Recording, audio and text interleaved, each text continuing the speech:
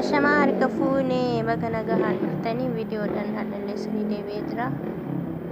Warroonni chaanaalii kanaaf haarawaa taatan bakka nagahaan dhuftanii seenaa isiniin jenne sabskiraayib gochuun gara maatii keenyatti dabalama.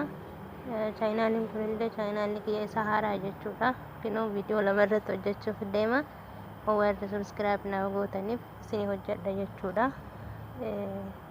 Kanuma gara viidiyootti isin dabarsa. Laayik, sheer, koomentii jalatti na jajjabeessuudhaan akkuma kaan irratti na wajjin turtan akka na wajjin turtan kabajaadhaan isin gaafadha.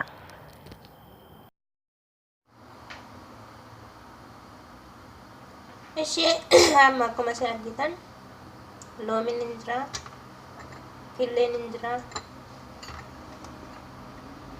dammi ni jira, zayitii olaayif ooyiliin ni jira. Bishaan ruuziin jira jechuudha. Kana mara walitti daballa. Osoo isa walitti hin dabalin dura akkaataa itti fayyadamiinsa isaanii xiqqoo isinitti hima jechuudha. Killee jechuudha. Killee yeroo fayyadamtanitti killee boora ishee keessaa kan fayyadamuun baay'ee gaariidha. Adiin sun mataa jajjabeessa. Hin calaqqisiisa malee mataa hin jajjabeessa waan ta'eef boora keessaa sun mataa isin magarsaa hin laaffisalleeni isa fayyadamaa isin jechuu barbaade boora keessaa isin jechuudha. Zayitii ammoo maanka lamatti dabaltanii zayitiinis mataa hin laaffisa akkasuma hin dheeressas waan ta'eef maanka lama itti dabalatan jechuudha. Kun ammoo damma maanka tokko itti dabalatanii dammi baay'ee gaariidha. Qaama namaatti guutuudhaaf iyyuu baay'ee faayidaa guddaa qabu waan ta'eef maanka tokko guddaa itti dabaltanii kun ammoo bishaan ruuzatii yookaan juusii ruuzaati jennu namni tokko isa kophaa isaallee itti fayyadama. Garuu rifeensa keenya keessa hin turu jechuudha. Bishaan waan ta'eef rifeensa keenya keessa hin turu waan ta'eef kana yoo itti daballee killee itti daballee zayitii itti daballee hin qabata rifeensi keenya yookaan sammuun keenya ofitti gad isas of keessatti gadi liqimsa waan ta'eef saniif jecha ruuza kanaan walitti dabalu jechuudha. Kan hojii yeroo baay'ee yoo walitti dabalamuutu iyyuu baay'ee gaarii ta'a waan ta'eef kanaaf walitti dabalee ruuziin kun bishaan ruuzatii haga rifeensa keessan isin ga'u itti dabaltan jechuudha. Bishaan ruuzikaa mataadhaaf rifeensa mataatiif baay'ee gaariidha. Ni dheeressa. Akkasuma caccabiinsa isaanillee ni dorga gahee guddaa qaba jechuudha. Loomiidha ammoo loomiin akkamitti itti fayyadamtanii loomii kanneen hunda walitti miksii gochuun hin ta'u. Maaliif loomiin asiididha waan ta'eef mataa keenya keessa turuun baay'ee gaarii miti.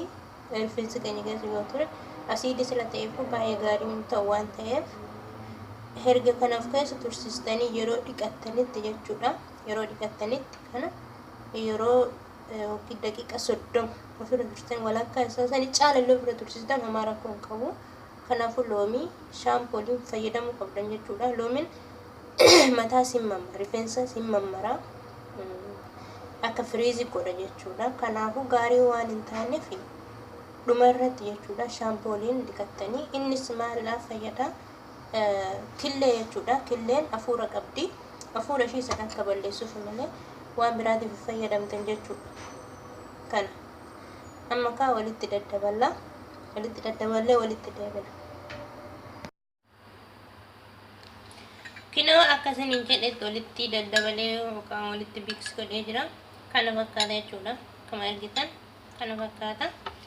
Kanaaf rifeensa keessan hidda mataatti jammartanii haga fiixee rifeensa keessanii sirriitti misaaj gochuu qabdanii akka qaamni keessan gad fudhatutti rifeensi keessan ofitti fudhatutti jechuudha. Erga akkanatti rifeensa keessanitti diftanii walakkaa isaa ofirra tursiistan jechuudha. Walakkaa erga ofirra tursiistanii akkam gootanii erga ofitti gootanii booda ni shaffantan jechuudha. Shaffantanii laasiidhaan ni shaffantanii laasii duuba namootu iyyuu kofiyaa yoo qabaatan kofiyaan godhatanii yoo dhabdan namootu iyyuu fooxaa ittiin itti fayyadamtan kan shaaworii jechuudha. Isa sirriitti akka hafuurri isaa hin baanetti hiitan jechuudha. San booda walakkaa turtanii walakkaa caala turtanii sa'aa tokko turtanii homa takka rakkoo hin qabu. Sila loomii hin qabneef jechuudha. Loomii osoo qabaate asiididha akkuma isiniin jedhe.